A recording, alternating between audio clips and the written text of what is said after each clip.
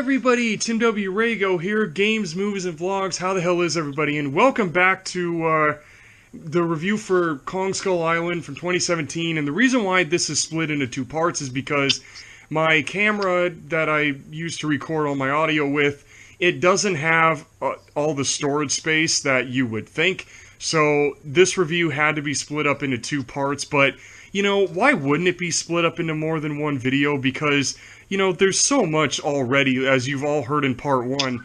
This version of Kong has so much going on. Like, there's a lot going on with the MonsterVerse, the movie novelization, you know, Skull Island itself and everything. So, now, continuing where we left off with talking about the movie, we were right when Kong is knocked out for a bit after getting napalmed. After being singed almost to death by fire. And then you just see, like, Colonel Packard telling the remaining soldiers to place charges around him so they can blow his ass up. But then you've got, you know, James Conrad and Mason Weaver step in and they tell him, you know, you've lost it, you know, you're done, dude. Like, they're telling him to knock it off.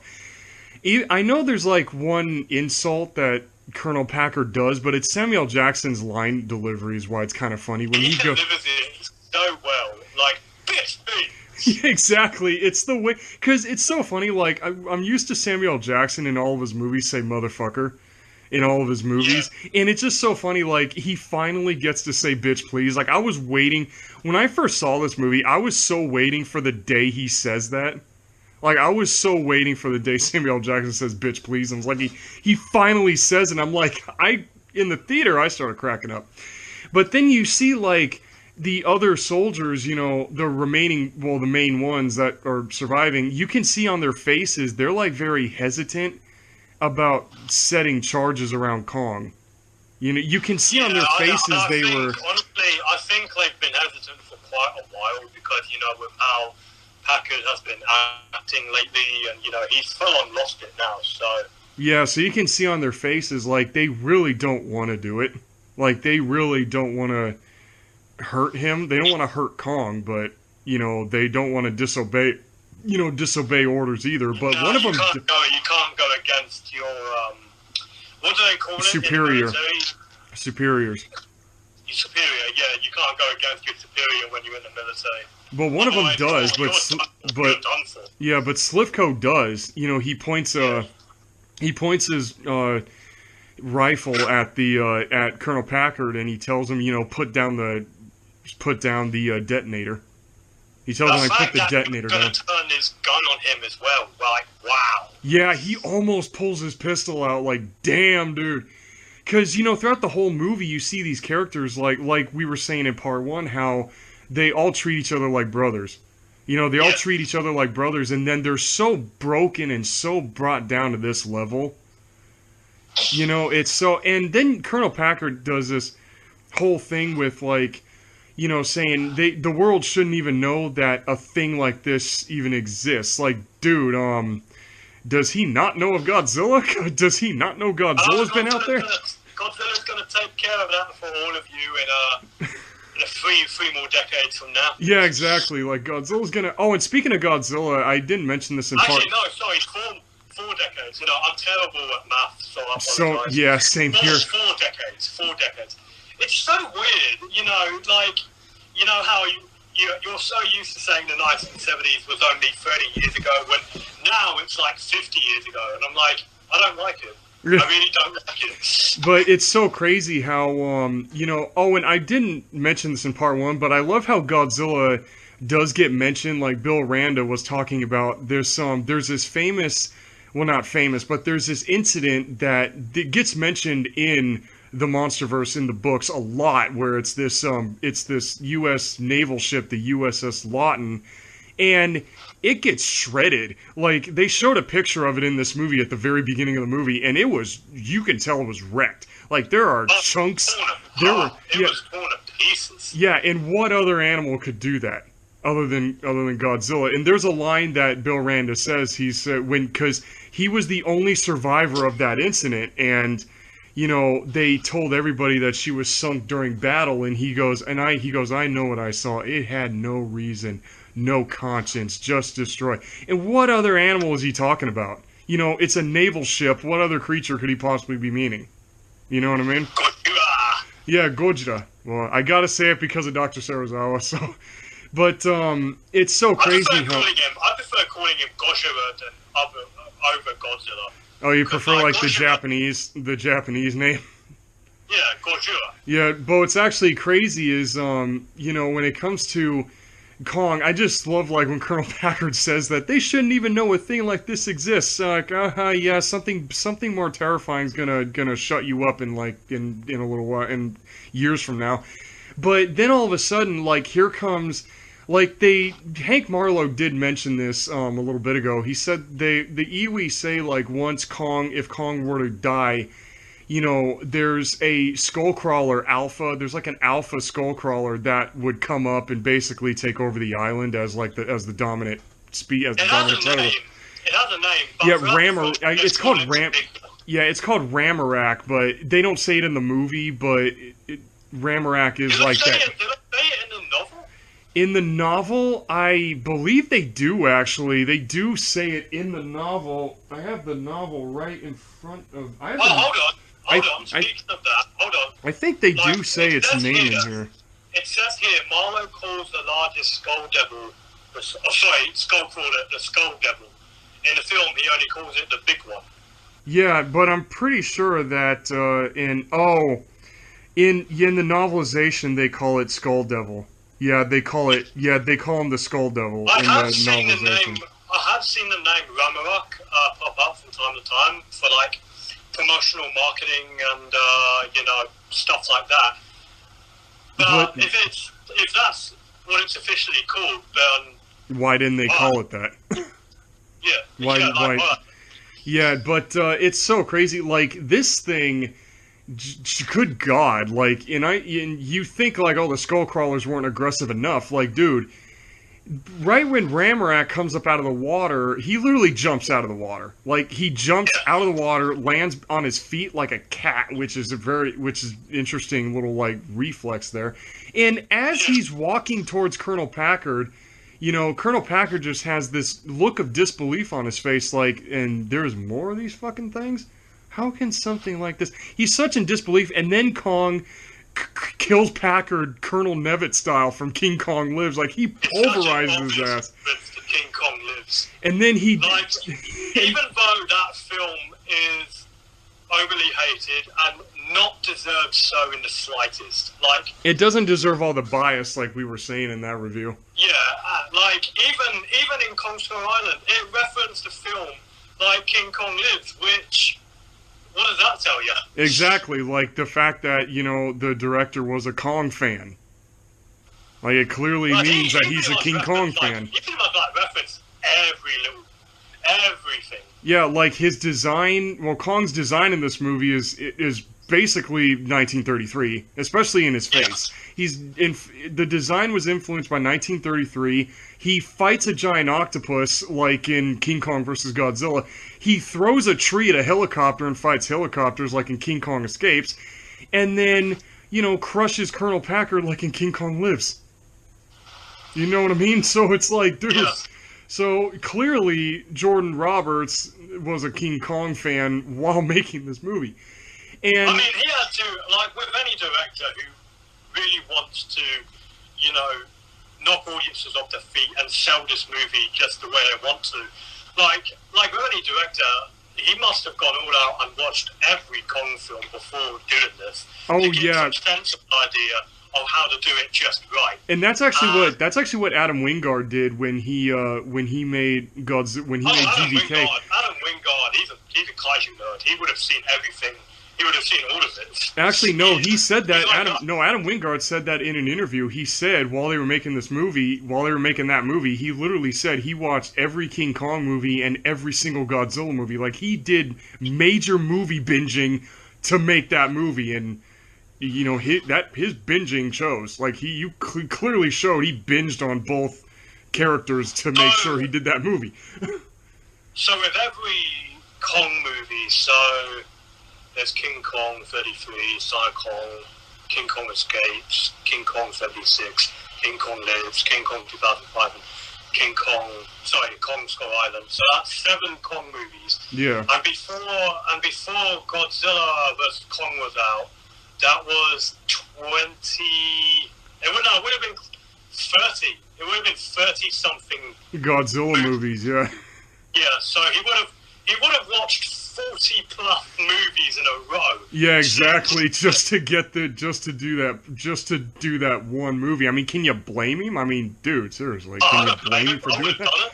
I would have done it. Yeah, exactly. And I love how I would have done it. I would have done it 100 times. Still working on the film. Yeah, exactly. And I love how Samuel Jackson, right before Colonel Packard dies, he goes, "Die, you motherfucker!" Like he almost says his 2 famous words right before he gets like pulverized into the ground.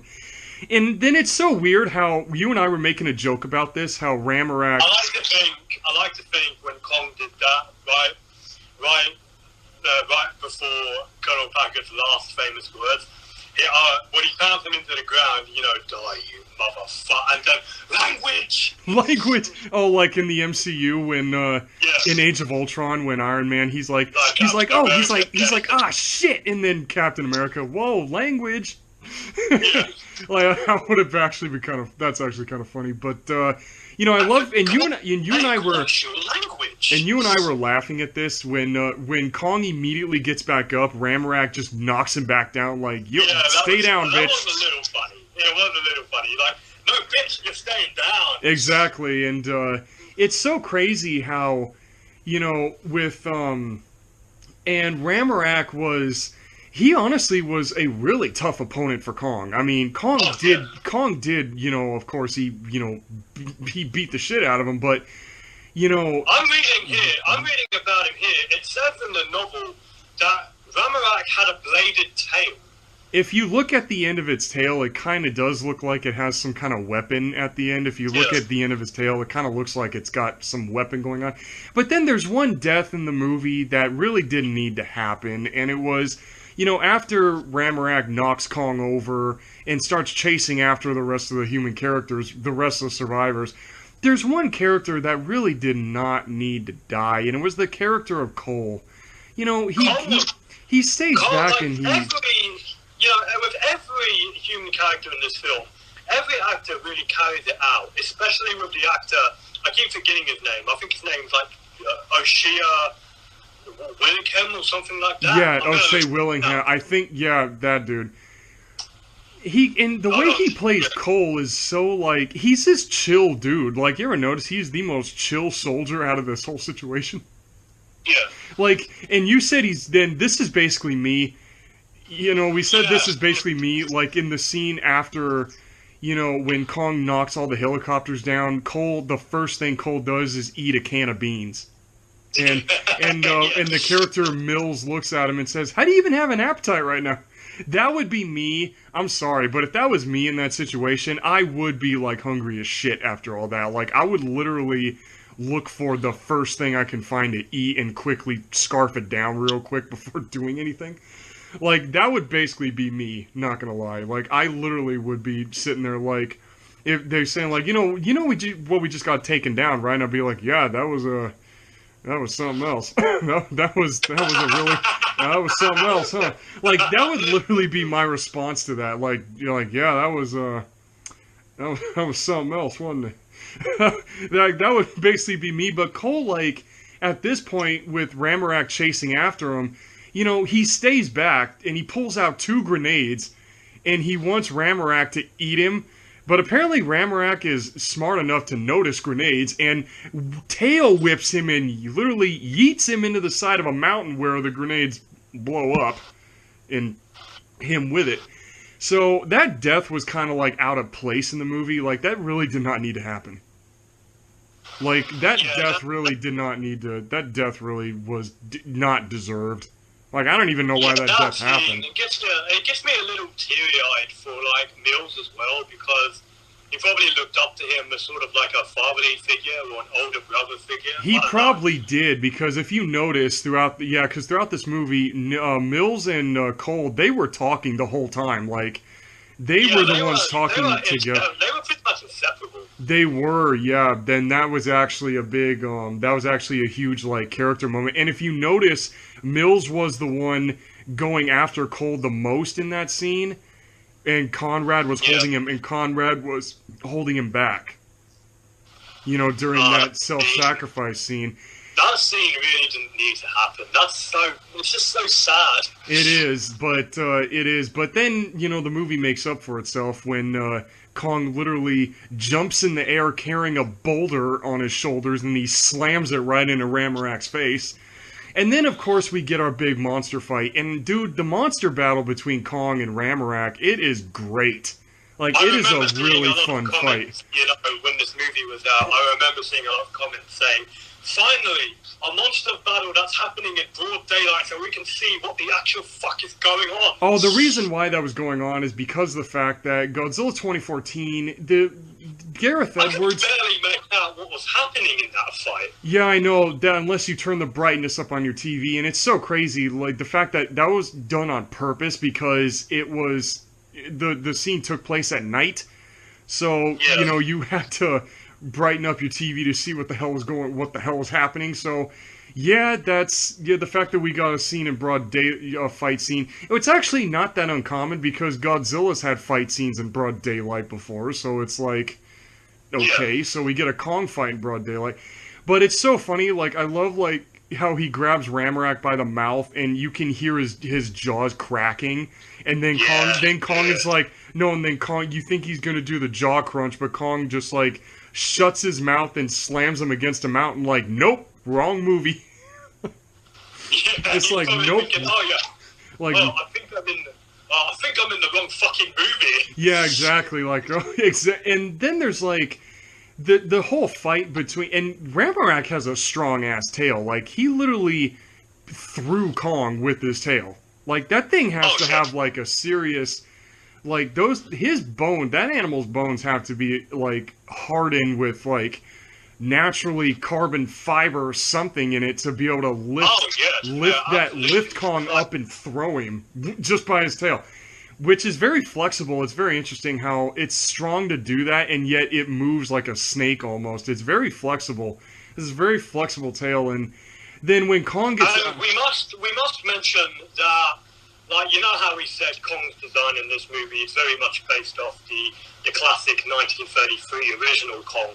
We should also mention, I think we already talked about this in our review for King Kong 33, but it's worth mentioning again anyway, that the skull crawlers were inspired by one of King Kong's critters as well from the original. It was, yeah. There was a, in 1933, there was this random, it's kind of random, you know, there's this random, like, lizard that only has, like, this iguana-looking thing with only 2 front legs is crawling up the side of the cavern before Jack cuts the vine it was hanging off of and makes it fall down in the ravine. And the skull crawlers in this movie were inspired by that little thing. So it was because it's skull crawlers, man, they went through a whole load of, like, they went through a whole bunch of transformations. Like, there are some concept designs that look like, they look horrifying. Oh, my favorite concept design for the skull crawlers was it's like a snake. It had a long neck like a snake, kinda. Like, its whole body kind of looked like an anaconda on steroids, where it had a long neck, like a very skinny, emaciated brontosaurus looking thing on a snake body. Like, honestly, would you have wanted to see the giant snake crawler, or are you good with how they turn out in the movie? I'm perfectly fine with how skull crawlers look. Like, I wouldn't change anything about them. It's just that, like, with the earlier designs, they look fucking horrifying. And I just love, like, and I love Kong's...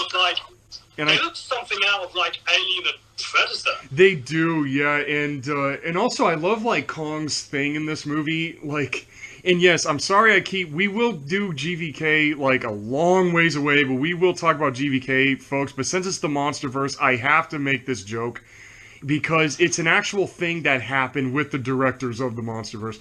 Because earlier concept designs for Kong showed him on all fours, like the Peter Jackson movie, and Jordan Roberts said, no, he's not doing the regular gorilla thing. Well, here comes GVK. He's doing the regular gorilla thing, where he's walking on all fours. I kind of love, like, how, you know, they said, no, he's not gonna do that. The MonsterVerse Kong is gonna be walking bipedal this whole time. Well, no, in GVK, they kind of broke that rule, and he runs on all fours, but walks on twos. You know, and that's what I really have to give credit where it's due. Like, because with this Kong, and like me and a follower of mine on Instagram, we were talking about this the other day. Like, we were discussing between ourselves that in the MonsterVerse, Kong really feels more like an early form of like hominid, or like some sort of, well, in his words, my mate's words, he said, honestly, he feels more like a caveman of sorts. He kind of does. I'm not gonna lie. Yeah. Kong kind of does because of the fact, because of the axe part, because of the fact that he, you know, ends up learning how to use a weapon, and then on top of that, there's the way he like does his hunter-gatherer kind of personality. Like he fights the Meyer squid and then he just sits there and starts eating it. You know, and he kind of has this hunter-gatherer kind of personality, but and Ramarak's death in this movie, like, Ramarak takes a major beating from Kong. Like, he throws this, and yes, you gotta make a Mortal Kombat joke, because the way Kong throws a propeller at it, in slow-mo, by the way, lands in Ramarak's shoulder. As a joke, I was humming the Mortal Kombat theme in the background. I know, and it's so funny, when you look at it, Kong basically said, get over here! Like, dude, it is such a Mortal Kombat, it's so Kong pulling a freaking scorpion. It's gotta be a reference of some sort. It has to be. I know, I think, like, at that moment, that somebody was just having way too much fun. Like, somebody had to have, like, improvised, like, somebody had to have thought that would have been funny. Exactly. But then you see, like, Kong just uppercuts Ramarak, and you think, like, oh, well, that uppercut finished it off. Oh, no. Oh, no. This thing jumps Kong again after Kong rescues Mason Weaver from almost drowning, and this is where logic basically went out the window, because Kong has, for such a big animal, Kong would pulverize a person in his hand with no problem, right? But no, Brie Larson is still whole after Kong...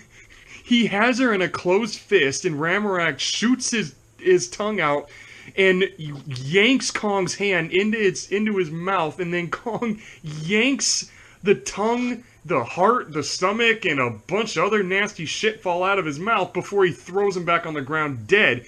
But no, Brie Larson's still fine. Like, no, Brie Larson's still fine through all that shit. She would be squashed to a bloody pulp. She would be unrecognizable. Exactly, but no, for the sake of the movie, she's still whole, despite what just happened to her. Like, I think that's the one part of this movie where logic goes out the window. That's the only part of this movie where it's like, fuck logic, because... But then Kong just walks away, and, you know, and then you see, and I love how, and it's so weird that this movie kinda... You know, this is the start of the trope of, like, people saving the main monster while it's getting its ass beat. Yeah. Because... I mean, well, it did sort of start with Godzilla 2014, but that was kind of unintentional. But this time it was more... It was more intentional because, like... Yeah, because Ramarak, at one point, like, at the start of the fight, after Ramarak yeeted Kong into these old shipwrecks where he was caught in these chains... And Ramarak gets on top of, pins Kong down like a wolf, basically, and opens his mouth to try to eat him. But then the human characters start shooting at it with the plane boat that has this machine gun turret, this anti-aircraft machine gun turret on the front of it. And then, you know, that gives Kong time to break free and do the Scorpion reference and all that shit. But overall, like, I love how the movie ends with Kong, like, it ends with the monster. Like, the movie right before the credits ends with a shot of the monster where you just see Kong walk out from behind like a hill or a rock formation, and he beats his chest and he roars. He beats his chest and roars right before the credits. And then also, I think he was like roaring at the other helicopters as like sort of a warning. He probably was. But then I love that scene with Marlowe where, you know, at one point he was talking about his wife and his kid at one point, and then there's an actual scene where when you see him go back home and he just has like this. You see him just like he misses the outside world. He misses the outside world because his wife the look on his wife's face. She just drops these perfectly good milkshakes on the floor because she's shocked at seeing her husband is alive. You know, after almost 29 years. And it's a waste of good milkshakes, man. It kind of was, but at the same time, though, dude, she just saw, like, her husband, after 29 years, is standing right in front of her. You know what I mean? I know. But, and then, I love that you...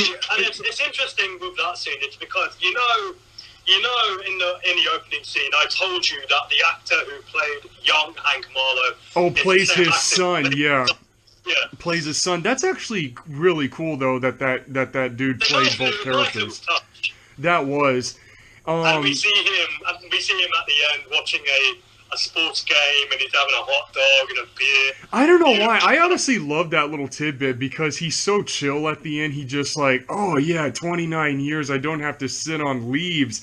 I don't have to sit on a wooden metal bench. I can sit on a couch and pass out like a fat ass if I want to. It's so, like, he just looks so chill at that point. And then, do you think he would have still been around by the time Godzilla vs. Kong happened, or do you think he... I think he would have been... I think Hank Marlowe would have, like, passed away at that point from, like, old age. I think Hank Marlowe's probably dead at that point. But he was a great character, not gonna lie. Like, even though he was only in one movie, you know, he was still a great character to watch. And then, to end the movie officially, to end this, there's the famous post-credit scene of this movie, which makes you forget the whole movie you just watched. It does. Because the way the MonsterVerse movies came out, it went Godzilla 2014, then Kong Skull Island, and then King of the Monsters. And I just love how... And I love when Houston Brooks says, and Kong is not the only king. I love how...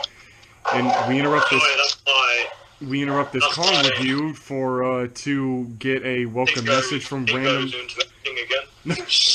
Oh my god, no. Anyway, we get to the end, and it just makes you forget that this is a Kong movie, because we see cave art of Godzilla, Rodan, Mothra, and Ghidorah. But in the novel, though, Godzilla, Kong, Mothra, and Ghidorah, they don't appear in the cave art. So this is what I found on the Wikizilla site. So this is what it says here. So, I've lost it. Hold on, I'm just going to find it. Actually, I'm actually looking. Here we go. I actually have it right here. Oh, it ends with just Marlowe's bit. The story ends with just Marlowe's bit here. What? I got the novel in front of me. It literally just ends with Marlowe seeing his family. Oh, okay. It just ends with that. It literally just ends with Marlowe seeing his family. Like, that scene isn't even mentioned. Well, but the end credit scene, with the cave art, it's here. It says it on Wiki. Well, I kid you not, folks. I literally have the novel right in front of me, and it literally doesn't even mention that scene. I mean, I'm on the Wikizilla page, and it's a reliable and dependable site. It is, all your kaiju news and all that. And oh, it's right. That's right. I'm looking right at it. Yep. It is in here. Do you want to read it for us, or do you want me to do it? No, I'll do it right here. I'll do it right here. I'm starting off where they're looking, well, it says, to generalize this one little chunk, it says like they're looking at pictures and other info, which, like in the movie, they show the Castle Bravo nuclear test from 2014 and a picture of Bikini Atoll from like a satellite photo. And he said, in Houston Brooks, he goes, Skull Island is only the beginning. And Dr. San, which was that Asian lady, he said, there's more out there. And Conrad's like, he goes, what do you mean more? And it's so funny in the movie. Houston Brooks says, this world never belonged to us. But in the novel, Dr. San says it, which is interesting. And then Brooks says that he flicks on the projector and he goes, the question is, how long until they take it back? And then he shows, and then I love this. Look at this. What do you call, here we go. He began to cast images onto the plain painted wall. They were of ancient cave paintings, eroded sculptures, time-worn hieroglyphs showing fantastic and terrifying creatures of all shapes and sizes. Some of them were recognizable. He saw a Kong-like figure battling a giant winged beast, which, gets brought up later on in the Monsterverse. Others were more mysterious. A huge lizard on its hind legs at war with a giant dragonfly. A hammer-headed beast in combat with a many-tailed skeletal bird. Wow, that was very different from... Yeah, that's pretty much it. Like, dude, that's not even remotely what it has in the movie. The movie, that description was a little more fucked up than the movie did. It gives us some idea of what other titans and other creatures we can expect to see in the Monsterverse as well. So yeah, but what's crazy is that this end credit scene in the movie was basically telling you that Godzilla, Mothra, Rodan, and Ghidorah were in the next movie. The big four. The big Toho 4, yeah. Possibly the most, other than Godzilla, I think Rodan, Mothra, Ghidorah, they're like the most famous kaiju from Toho. Like, they're the honestly most... I think Anguirus would be up there as well. Anguirus was only in the Showa era. Rodan, Mothra, and Ghidorah, they were in the Showa, Heisei, and Millennium eras. Anguirus was only in Showa. They're all very popular. Yeah, exactly. So it was kind of... But I just love the fact that, the music that they play while they're showing all the cave paintings, and then the music just cuts, and then Godzilla's roar plays. Like, this whole... That roar still gives me chills to this day. I love it. Exactly. That is the perfect definition of what a Godzilla roar should sound like. The Monsterverse Godzilla is easily the best. It is, yeah. But besides the original roar from 1954, besides the original, original roar, nothing can ever beat the original in any way or form. No way. But nothing can ever beat the original. Yeah, but it's I just love like we said earlier, that post-credit scene just makes you forget the fact that you just watched this whole Kong movie and it's like, oh, Godzilla's here. Like, oh, Godzilla's back. So, overall, Kong Skull Island, if there are some of you fans of creature films, whether it be a dinosaur movie or a monster movie, I would definitely recommend Kong Skull Island. It's a great movie. Like, it's a really fun movie to watch. It's cliche as fuck, but it's a solid movie from start to end. Like, I couldn't recommend it enough. Like, this movie for me gets a solid. What I love most about it, like, despite the fact that it is a Monsterverse film, it's still a Kong film, and it moves out of the shadow from the original. It does. King Kong. Yeah, like it doesn't try to. Where it's just the same remake over and over again. Yeah, this Kong is its own thing. Like, it is completely its own beast entirely. So that and each the whole thing with Skull Island and everything else, it's completely its own movie. Which like you said, it steps out of the shadows of the original movie, and put it this way, this movie is you don't even need to watch the original movie. You can literally just go straight to this. Yeah, exactly. You wouldn't even need to know who King Kong is. That's the thing about the Monsterverse, is that you don't even need to know who Godzilla and Kong are. You can just watch the Monsterverse and you know who they are.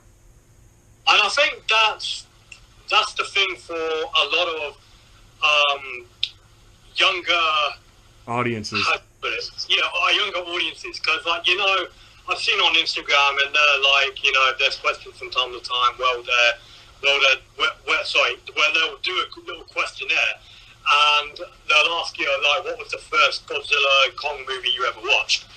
And most often the answer is often the same, which is either Godzilla 2014 or King Kong '05. But for me, like with Godzilla, like the earliest films I've ever seen of Godzilla were films like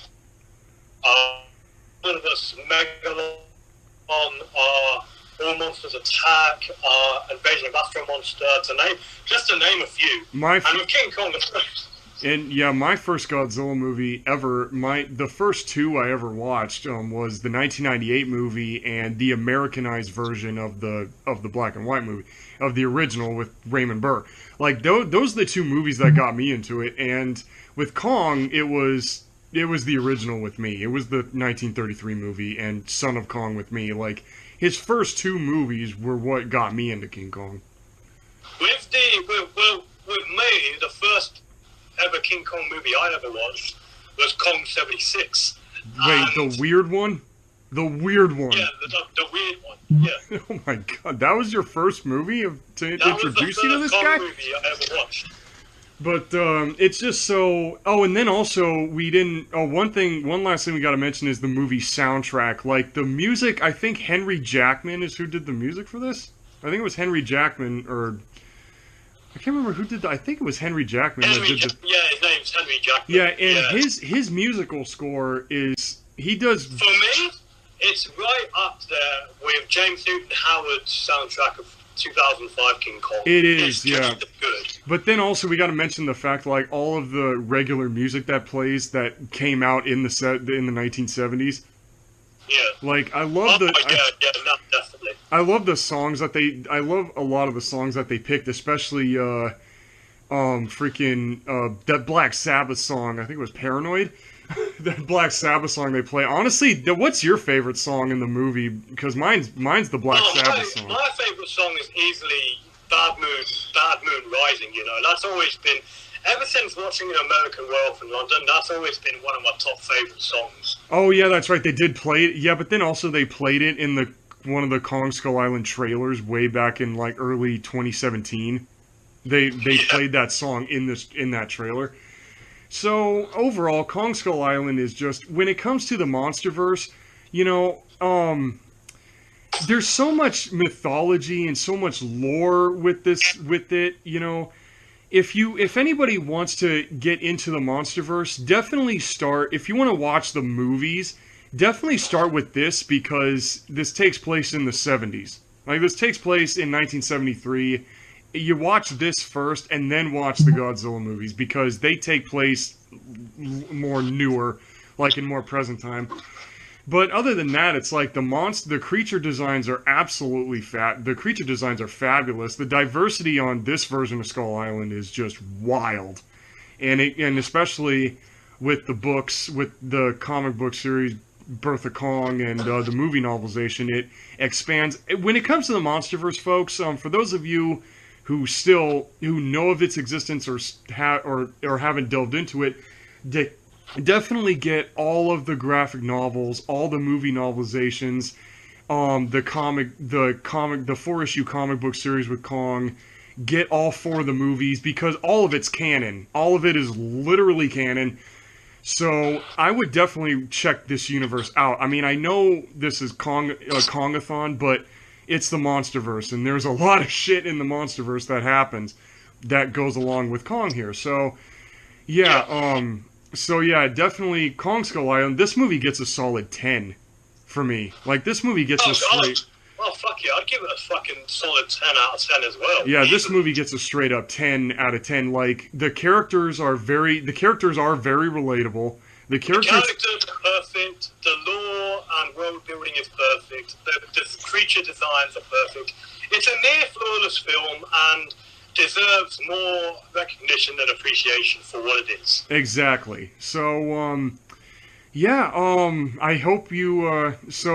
I really hope you all enjoyed Kongathon. I know this was a long process, because when it comes to talking, It's like fucking 3 weeks, mate. Jesus. exactly, like the thing about Kong is that, you know, with he was the first ever giant movie monster. Like, he was the first so actual. So it's only fair we start with him. Yeah, exactly. Like, he's the one that made the whole genre made possible. So. Exactly, and there's so much like to talk about with each of his movies, you know, from the very first movie from 1933, and then when you sit and watch all of his movies, all of his solo movies, there's just so much that goes on. You know, there's so much that goes on how each director puts their own stamp on the character.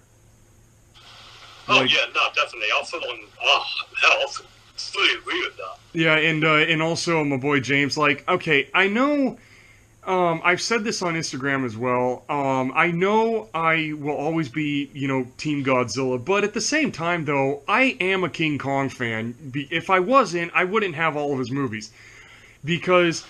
And I actually do have a Kong Skull Island poster in my closet that's still wrapped up in plastic, and I wish I could have brought that. I wish I could have brought that out. I still have a Jurassic Park poster wrapped up in plastic, just standing in my closet. Actually, same here. I'm actually looking right at it. I have a 1993. No, I'm looking at mine now. Now that you mention it. Like it's the classic black one with the logo on it. Classic, you know. Oh, you have that one too? That's the one you got also. Yeah, does it say? Yeah. I got that for my 26th birthday. Oh, does it say under the logo? Does it say an adventure 65 million years in the making? Yeah. Oh, you got that one too. Oh, you have that one too.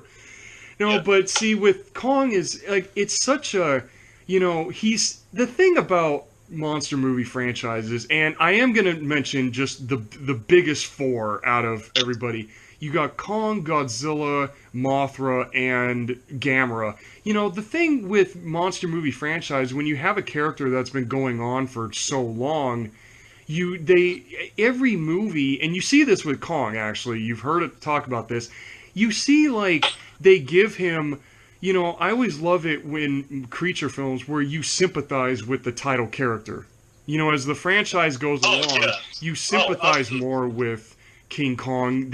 Each movie gives him like a different personality, despite him, you know, despite what he is.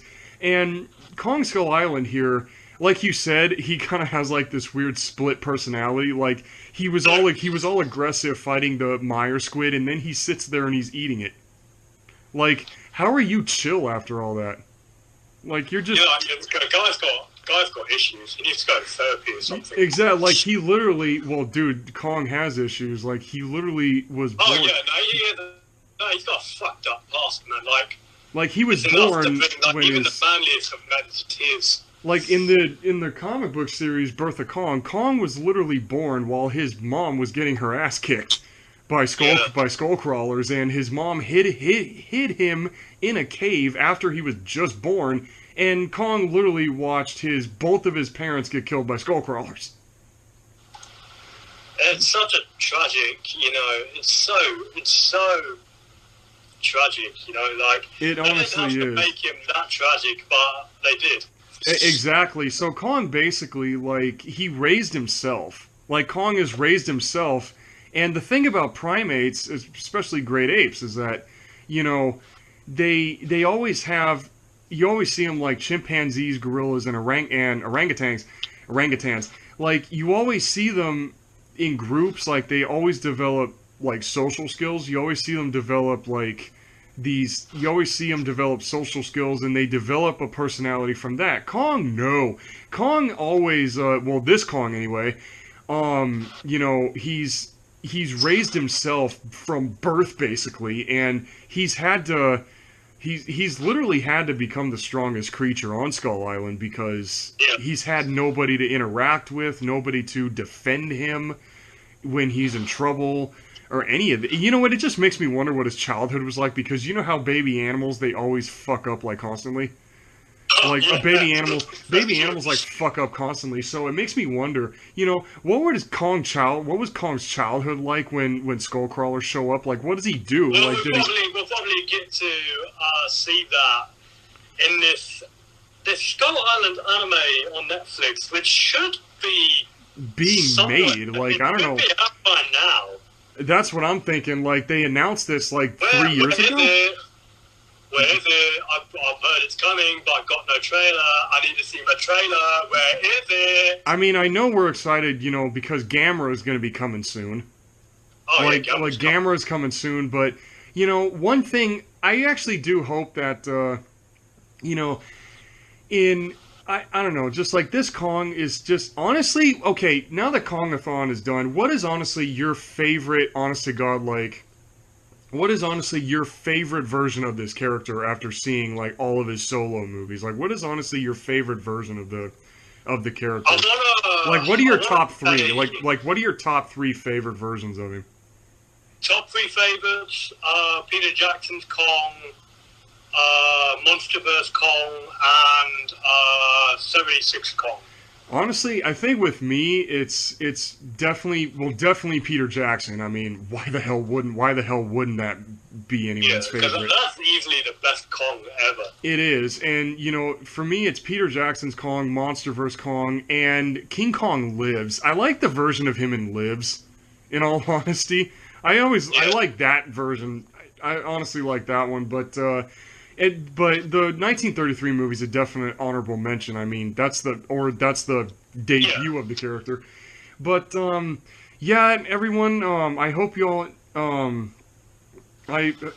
all final thoughts here when it comes to Kongathon. If anybody out there in the year 2023 has not watched any of these movies, do yourself a fucking favor and watch them. Like, seriously, do yourself a damn favor. Like, seriously, do yourself a huge, big damn favor and watch these movies. Like, seriously, they're creature movies. How are they not worth watching? Like, who wouldn't want to see a giant 50 to 100 foot tall gorilla battle it out with dinosaurs? Come on! I mean, dude, like, Kong has fought, like, he's fought a T-Rex, a serpent-looking thing, another serpent-looking thing, a pteranodon, a giant snake, a dinosaur. Dude, he's fought a lot of reptiles, like we said in Escapes. He don't like reptiles. It's always with reptiles. Yeah, I know. In Kong Skull Island, in Skull Island here, he continues that trend because Ramarak is the thing he fights. Yeah, he don't like reptiles. It's like, what is this? He really don't like reptiles, does he? Kong is like, he's like anti-reptile for some odd reason. He's like, I'll eat things in the water, but I'll kill any reptile that I see, and then mammalian creatures, oh no, I'm leaving them alone.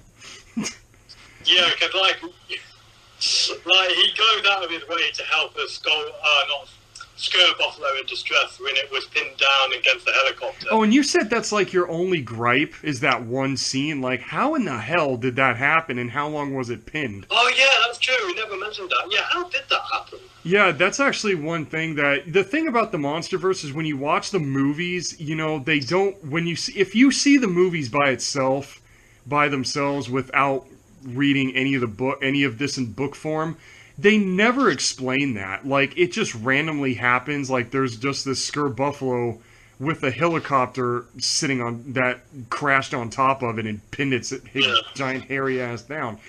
But... Okay, I think, in all honesty, at this point, we've praised Kong's big hairy ass enough here. We praised the everlasting shit out of his big hairy ass. And that's a little reference to you, Cinemassacre, because you said that about the 1933 movie, so yes, I'm saying it again. Did he say the exact same thing as well? Huh? Did he say the exact same thing as well? Oh yeah, in his video where he did a Kongathon as well, and oh shit! And he did a Kongathon too, and when he did the 1933 movie, he said, "I'm ready to praise the ever-loving shit out of his big hairy ass." I thought that was something you came up with yourself, and I'm like, yeah, well, knowing my boy, that would be something he would come up with himself. Oh dude, I made a reference to corrupt nostalgia, so I made a reference to him, so I had to make a reference to another good YouTuber. Yeah, so, I've definitely got to check out Cinemassacre Kongathon and see how it compares with us. Yeah, no, he did those by himself. He didn't have another person. He talked about that by himself. He did that solo. Like, he did those videos solo. So yeah, Alright. so anyways, let's officially end Kongathon here. Like, all of Kong's movies, do yourself a favor, go watch them. And they're all fun. They're all fun movies, so do yourself a fucking favor and do it. Just do it. Just get them on DVD or streaming services and binge. In the words of Shia LaBeouf, do it! Just do it! I'm pretty. The look on James's face right now is he's probably one to say, "Oh, fuck off." No, I'm just wondering why I agreed to do this again. Oh my god! No, I'm kidding. But anyways, folks, Anyway. I hope y'all enjoyed like us talking about Kong Skull Island and the MonsterVerse a little bit, while also goofing the fuck off. Well, basically goofing off here at the end. But you know what's wrong with doing a video without goofing off every once in a while? So Exactly. please follow my boy on Instagram. The link to his Instagram will be in the description below, and also come follow me on Instagram at LizardMan2021. The link to that is up on the bottom right corner of the banner on the YouTube channel. And also, please be sure to like, share, and consider subscribing. You know, we do appreciate the love and support that you guys have given this series. You know, we do very much appreciate all the views, you know, that we've been getting on all these videos. And yeah, it's been awesome. yeah, exactly. It's been really fun. We do have more reviews planned, but we ain't telling you what we're doing though. We ain't gonna tell you that. That's no spoilers for that shit. Surprise. It is. Each review is each series we do is a really huge surprise here for Paleo Files reviews.